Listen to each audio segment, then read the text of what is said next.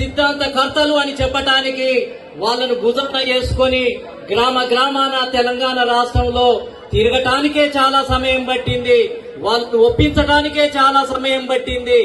అదే విధంగా బీసీలలో జరుగుతున్నటువంటి అన్యాయాన్ని తెలియజేయడానికి మొత్తం ఏందనంటే కరపత్రాలేసి ఎవరు ఎంత డేటా, రెడ్డి సామాజిక వర్గం ఎంతమంది ఎమ్మెల్యేలు ఉన్నారు, అదే విధంగా వెలమ సామాజిక వర్గం ఎంతమంది ఎమ్మెల్యేలు ఉన్నారు, ఎంతమంది ఈ రాష్ట్రాన్ని ముఖ్యమంత్రులుగా అనుభవించడం జరిగింది, మనం రాజకీయ బానిసలుగా ఉన్నాము అని తెలియజెప్పటానికే సంవత్సరాల సమయం పట్టింది. ఎంతో శక్తిని ధారపోయాల్సినటువంటి సమయం పట్టింది. బీసీల నాయకత్వంలో ఒక రాజకీయ పార్టీ అవసరం ఉంది.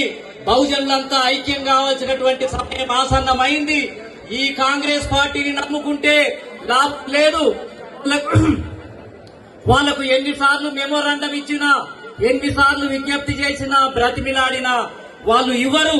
ఎమ్మెల్యే టికెట్లు ఇవ్వరు, ఎంపీ టికెట్లు ఇవ్వరు, బీఆర్ఎస్ పార్టీ ఇవ్వదు, అదేవిధంగా బీజేపీ పార్టీ ఇవ్వదు. ఇవన్నీ కూడా అగ్రకులాలను నడుస్తున్నాయి. ఆ పార్టీలలో ఉండటం, ఆ పార్టీలను నమ్ముకోవటం, ఆ పార్టీల చుట్టూ తిరగటం ఇది అనవసరం. దీనివల్ల ఏమీ లాభం లేదు. స్వతంత్రమైనటువంటి ఉద్యమమే చేయాల్సినటువంటి అవసరం ఉంది. మన నాయకత్వంలోనే మనం పార్టీ పెట్టుకోవాల్సినటువంటి అవసరం ఉంది.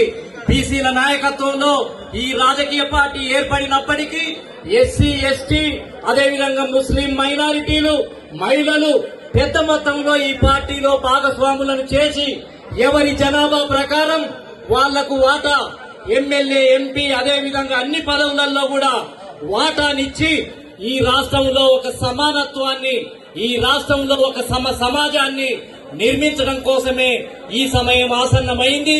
నేను ఎప్పుడో చెప్పాను, 8 నెలల క్రితమే ఒక ఇంటర్వ్యూలో, ఒక యూట్యూబ్ ఛానల్ ఇంటర్వ్యూ చేస్తుంటే ఆర్ కృష్ణయ్య పార్టీ పెట్టలేదు, ఇంకో సంఘం నాయకులు పార్టీ పెట్టలేదు, మరి ఎవరు పెడతారు అని అడిగితే నేను చెప్పాను,